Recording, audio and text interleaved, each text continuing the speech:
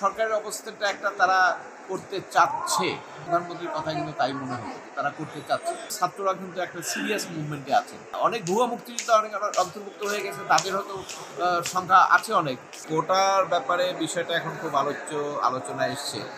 তো আসলে তো কোটা এই আইন ছিল, যে আইনটা সরকার করেছিল যে আপনার মুক্তিযোদ্ধাদের তাদের সন্তানদের বিশেষ প্রিভিলেজ দেওয়ার জন্য কোটাটা করা হয়েছিল এবং দীর্ঘদিন চলেছে এটা।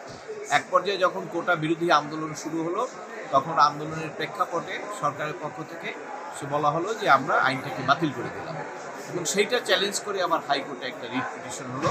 সেই রিট পিটিশনে আবার জাজমেন্ট করে সরকারের যে বাতিলের সিদ্ধান্ত সেটাকে হাইকোর্ট অবৈধ ঘোষণা করে দিল। তো যার ফলে যেটা হলো সেটা হলো আপনার 250-টিরও বেশি ডিজাইন অপশন নিয়ে ওয়ালটন স্মার্ট ফ্রিজ, বোঝে আপনার প্রয়োজন। কোটাটা আবার থাকছে, যেহেতু সরকারের যে সিদ্ধান্ত যে কোটা বাতিল, এই সিদ্ধান্তটাকে হাইকোর্ট বাতিল করে দিল, অর্থাৎ কোটা এখন থাকবে যেটা আগে ছিল। সেইভাবে হাইকোর্টের রায়টা এসেছে, তার বিরুদ্ধে অ্যাপিল হয়েছে, অ্যাপিল বিভাগে এখন পেন্ডিং আছে।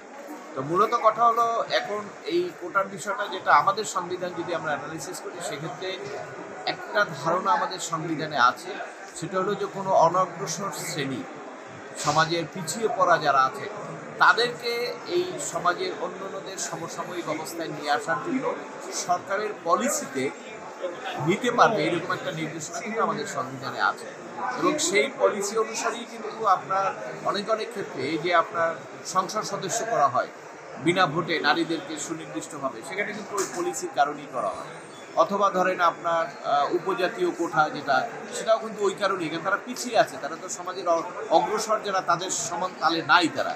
এইটা সংবিধানের একটা নির্দেশনা আছে, যদিও এটা সরাসরি কোটা শব্দটা বলা নাই, কিন্তু নির্দেশনা আছে যে সরকার পলিসি নির্ধারণ করতে পারবে এই ধরনের ক্ষেত্রে তারা কাউকে সুবিধা দেওয়ার জন্য কোটা সিস্টেম করতে পারবে। ওইভাবেই কিন্তু সরকার করছিল। এখন কথাটা হলো যে সরকারের এটা পলিসির বিষয়, সরকার করবে কি করবে না। এখন এই পলিসিটা যদি সরকার করতে চায় করতে পারে, আর না করলে না করবে। কিন্তু এখন তো সরকারের অবস্থাটা একটা তারা করতে চাচ্ছে, কিন্তু তারা কিন্তু একসময় করবে না বলে তারা একটা গেজেটও ফাইল করে দিয়েছিল। এখন আবার তারা দেখা যাচ্ছে যে করতে চাচ্ছে, কিন্তু মাননীয় প্রধানমন্ত্রীর কথা কিন্তু তাই মনে হয় তারা করতে চাচ্ছে। তো যদি করতে চায় এটা পলিসি ম্যাটার, সেক্ষেত্রে এখন যেহেতু আদালতে আছে, অতএব এখন তো আদালতের সিদ্ধান্তটাই আসবে। যদিও এটার একটা অন্য দিক হলো ছাত্ররা কিন্তু একটা সিরিয়াস মুভমেন্টে আছে, এবং এই মুভমেন্টটা কিন্তু কোনো দলীয় মুভমেন্ট না, কারণ তাদের কথাটারও যে যুক্তি নাই তা না, কারণ মেধার বিকল্প নাই। আপনি যদি রাষ্ট্রের উন্নতি চান, আপনি যদি শিক্ষার উন্নতি চান, আপনি যদি সমাজের উন্নতি চান, মেধার কোনো বিকল্প নাই। অথবা আপনি মেধাটাকে ফার্স্ট গুরুত্ব দিতে হবে। তবে অন্য ক্ষেত্রে যদি কাউকে সুবিধা দেওয়া যায়, অনেক কিন্তু দিয়েছে, বা এটাকে পরিবর্তন করে আরও কমিয়ে আনা, যেটা ছাত্ররাও বলছে, যেটা সংশোধন করে নতুন আইন করেন, যেখানে 30% আছে সেখানে 5% করেন। এখন তো আসলে তো মুক্তিযোদ্ধাদের সন্তান নাতি জাতি এটা তো খুব বেশি নাই, তাই না? অনেক ভুয়া মুক্তিযোদ্ধা অনেক অন্তর্ভুক্ত হয়ে গেছে, তাদের হয়তো সংখ্যা আছে অনেক, কিন্তু প্রকৃত মুক্তিযোদ্ধাদের তো এরকম কোঠা অ্যাভেল করার মতো সুযোগ সুবিধা কম, তাদের ছেলেপেলেরা অনেক বড় হয়ে গেছে, তাই না?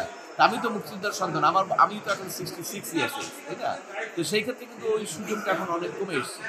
এই যে আমি মনে করি যে এই তাদের যে মেধার যে দাবিটা, এটা অবশ্যই যুক্তি, মেধাকে গুরুত্ব দিতে হবে।